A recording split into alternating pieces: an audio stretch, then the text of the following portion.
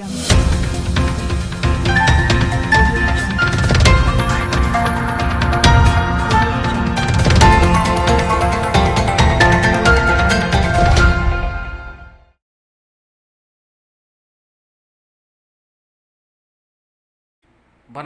ಬಾಶಿ ಮುಗುಬಳ್ಳಿ ಭಾಗದಲ್ಲಿ ಅಕ್ರಮ ಮರಳುಗಾರಿಕೆ, ನಿದ್ರೆಯಲ್ಲಿ ಇಲಾಖಾ ಅಧಿಕಾರಿಗಳು. ಶಿರಸಿ ತಾಲೂಕಿನ ಬನವಾಸಿ ಭಾಗದ ನದಿ ಪಾತ್ರದಲ್ಲಿ ಅಕ್ರಮ ಮರಳುಗಾರಿಕೆ ಎಗ್ಗೆಲ್ಲದೆ ನಡೆಯುತ್ತಿದ್ದರೂ ಅರಣ್ಯ, ಕಂದಾಯ ಮತ್ತು ಪೊಲೀಸ್ ಇಲಾಖೆ ಕಣ್ಮುಚ್ಚಿ ಕುಳಿತಿರುವುದು ಸಾರ್ವಜನಿಕ ವಲಯದಲ್ಲಿ ಹಲವು ಅನುಮಾನಕ್ಕೆ ಎಡೆಮಾಡಿಕೊಟ್ಟಿದೆ. ಬಿಸಿಲಿನ ತಾಪಕ್ಕೆ ಜಲಮೂಲಗಳೆಲ್ಲವೂ ಒಣಗಿ ನಿಂತಿವೆ. ಇದರ ಮಧ್ಯೆ ಮರಳು ದಂಧೆಕೋರರು ನದಿ ಬಗೆಯುತ್ತಿರುವ ಪರಿಣಾಮ ವರದೆಯ ಒಡಲು ಬರಿದಾಗಿದೆ. ಬಾಶಿ ಮುಗುವಳ್ಳಿ ಗುಡ್ಡಾಪುರ ಸೊರಬ ರಸ್ತೆಯ ಸೇತುವೆ ಕೆಳಭಾಗದಲ್ಲಿ ಅಕ್ರಮ ದಂಧೆಕೋರರು ಜೆಸಿಬಿ, ಟ್ರ್ಯಾಕ್ಟರ್ ಬಳಕೆಯ ಮೂಲಕ ನಿರಂತರವಾಗಿ ಮರಳು ಬಗೆಯುತ್ತಿದ್ದಾರೆ.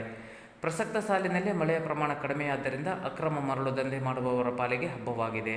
ಪ್ರತಿ ಟ್ರ್ಯಾಕ್ಟರ್ ಮರಳನ್ನು 5,000 ರಿಂದ 6,000 ರುಗೆ ಮಾರಾಟ ಮಾಡಲಾಗುತ್ತದೆ.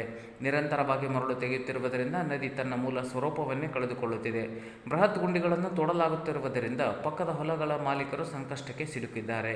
ಬಾಶಿ ಕಂತ್ರಾಜಿ ಸಂಪರ್ಕಿಸುವ ಸೇತುವೆ ಕೆಳಭಾಗದಲ್ಲಿ ರಾಜಾರೋಷವಾಗಿ ಮರಳು ತೆಗೆಯುತ್ತಿರುವುದರಿಂದ ಸೇತುವೆ ಶಿಥಿಲವಾಗುತ್ತಿದೆ. ಸಾರ್ವಜನಿಕರು ಪ್ರಶ್ನಿಸಿದರೆ ಸಂಬಂಧಪಟ್ಟವರಿಗೆ ತಿಳಿಸಿಯೇ ಮಾಡುತ್ತಿದ್ದೇವೆ, ಎಷ್ಟು ಮರಳು ಬೇಕಾದರೂ ತುಂಬಿಕೊಳ್ಳಲು ಅನುಮತಿಸಿದ್ದಾರೆ ಎಂದು ಹೇಳುತ್ತಿದ್ದಾರೆ. ಕುಡಿಯುವ ನೀರಿಗೂ ತತ್ವಾರ ಪಡುತ್ತಿರುವ ಈ ಸಂದರ್ಭದಲ್ಲಿ ಕಾಳದಂಧೆಕೋರರು ವರದೆಯನ್ನು ಬಗೆಯುತ್ತಿದ್ದಾರೆ.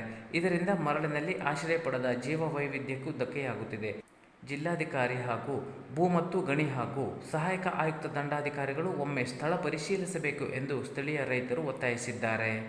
ಮರಳು ಹೇರಿಕೊಂಡು ಬನವಾಸಿ ಪೊಲೀಸ್ ಠಾಣೆಯ ಮುಂದೆಯೇ ಸಾಗಿದರೂ ಪೊಲೀಸರು ಪ್ರಶ್ನಿಸುವುದಿಲ್ಲ. ಅಧಿಕಾರಿಗಳು ಗೊತ್ತಿದ್ದೂ ಗೊತ್ತಿಲ್ಲದ ರೀತಿಯಲ್ಲಿ ಕಣ್ಮುಚ್ಚಿ ಕುಳಿತಿರುವುದು ನೋಡಿದರೆ ಮಂತ್ಲಿ ಪಡೆಯುತ್ತಿದ್ದಾರೆ ಎಂಬ ಶಂಕೆ ಮೂಡುತ್ತಿದೆ ಎಂದು ಸ್ಥಳೀಯ ನಿವಾಸಿಗಳು ದೂರುತ್ತಿದ್ದಾರೆ. ಈ ಕುರಿತಂತೆ ಪ್ರತಿಕ್ರಿಯಿಸಿದ ಸಹಾಯಕ ಆಯುಕ್ತೆ ಶ್ರೀಮತಿ ಅಪರ್ಣಾ ರಮೇಶ್, ಅಕ್ರಮ ಮರಳು ದಂಧೆಗೆ ತಾಲೂಕಾಡಳಿತ ಖಂಡಿತ ಅವಕಾಶ ನೀಡುವುದಿಲ್ಲ. ತಹಶೀಲ್ದಾರ್ ಜೊತೆ ಚರ್ಚಿಸಿ ಖುದ್ದಾಗಿ ಸ್ಥಳಕ್ಕೆ ತೆರಳಿ ಸೂಕ್ತ ಕ್ರಮ ಕೈಗೊಳ್ಳಲಾಗುತ್ತದೆ ಎಂದು ಭರವಸೆ ನೀಡಿದ್ದಾರೆ.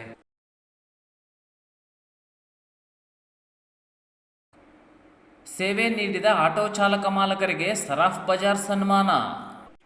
ರಾಜ್ಯದ ಪ್ರಸಿದ್ಧ ಮಾರಿಕಾಂಬಾದೇವಿ ಜಾತ್ರೆಯಲ್ಲಿ ಅಶಕ್ತರಿಗೆ, ಗರ್ಭಿಣಿಯರಿಗೆ ಹಾಗೂ ವಿಕಲಚೇತನರಿಗೆ ದೇವಿ ದರ್ಶನ ಮಾಡಲು ಉಚಿತ ಆಟೋ ವ್ಯವಸ್ಥೆ ಸೇವೆಯಡಿ ಕೆಲಸ ಮಾಡಿದ ಆಟೋ ಚಾಲಕರನ್ನು ಪ್ರದೀಪ್ ಸರಾಫ್ ಬಜಾರ್ ವತಿಯಿಂದ ಗುರುವಾರ ಸನ್ಮಾನಿಸಿ ಗೌರವಿಸಲಾಯಿತು. ಜಾತ್ರೆಯ 7 ದಿನಗಳ ಕಾಲ ನಗರದ ಪ್ರಸಿದ್ಧ ಆಭರಣ ಮಳಿಗೆಯಾದ ಪ್ರದೀಪ್ ಸರಾಫ್ ಬಜಾರ್ನ ಮಾಲೀಕ ಪ್ರದೀಪ್ ಯಲ್ಲನ್ಕರ್ 4 ಆಟೋ ಸೇವೆಯ ವ್ಯವಸ್ಥೆ ಪ್ರಾಯೋಜಿಸಿದ್ದರು.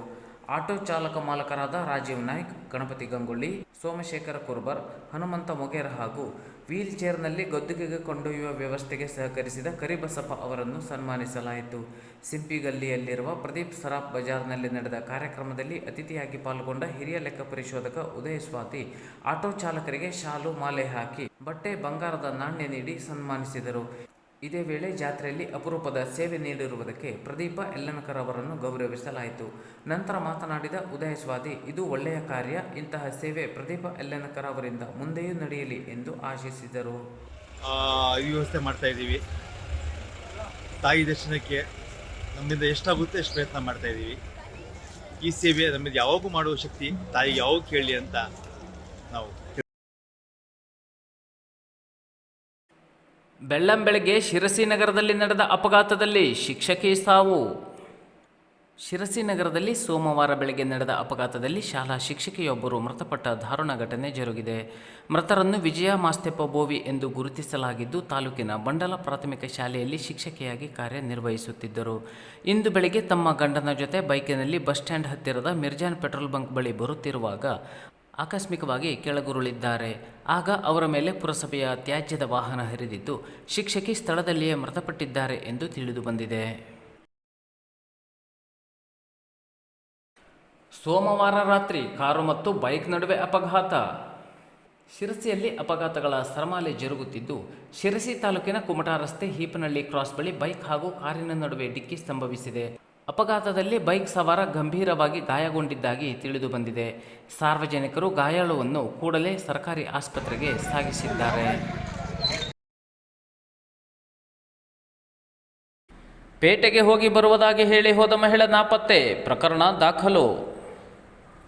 ದಿನಾಂಕ 28/3/2024 ಬೆಳಗ್ಗೆ 10:30 ಸುಮಾರಿಗೆ ಶ್ರೀಮತಿ ಸಾವಕಕೋಂ ರಮೇಶ ಬೋವಡ್ಡರ ಪ್ರಾಯ 28 ವರ್ಷ, ವೃತ್ತಿ ಗೃಹಿಣಿ, ಸಾಕಿನ ಗಣೇಶನಗರ ಇವಳು ತನ್ನ ತಾಯಿಯ ಮನೆಯಾದ ಶಿರಸಿಯ ಗಣೇಶನಗರದ ಮನೆಯಿಂದ ಹೊರಗೆ ಹೋಗಿ ಬರುವುದಾಗಿ ಹೇಳಿ ಹೋದವಳು ಎಲ್ಲಿಯೋ ಹೋಗಿ ಕಾಣೆಯಾಗಿರುತ್ತಾಳೆ.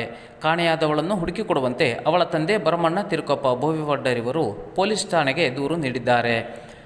ಪ್ರಕರಣ ದಾಖಲಿಸಿಕೊಂಡ ಶಿರಸಿ ನಗರ ಠಾಣೆ ಪೊಲೀಸರು ತನಿಖೆ ಕೈಗೊಂಡಿದ್ದಾರೆ. ಈಕೆ 5 ಫುಟ್ ಎತ್ತರವಿದ್ದು ದುಂಡನೆಯ ಮುಖ, ಗೋಧಿ ಮೈಬಣ್ಣ ಹೊಂದಿರುತ್ತಾಳೆ. ಕನ್ನಡ ಮತ್ತು ತೆಲುಗು ಭಾಷೆ ಮಾತನಾಡುತ್ತಾಳೆ. ಮನೆಯಿಂದ ಹೊರಡುವಾಗ ಕೆಂಪು ಬಣ್ಣದ ಚೂಡಿದಾರ ಧರಿಸಿದ್ದು, ಈ ಮೇಲ್ಕಂಡೆ ಚೆಹರೆಯುಳ್ಳ ಕಾಣೆಯಾದ ಹೆಂಗಸಿನ ಬಗ್ಗೆ ಮಾಹಿತಿ ಸಿಕ್ಕಲ್ಲಿ PSI ಶಿರಸಿ ನಗರ ಪೊಲೀಸ್ ಠಾಣೆ ಅಥವಾ ಕಾರವಾರ ಜಿಲ್ಲಾ ನಿಸ್ತಂತು ಕೇಂದ್ರಕ್ಕೆ ಮಾಹಿತಿ ನೀಡಲು ಕೋರಿದೆ.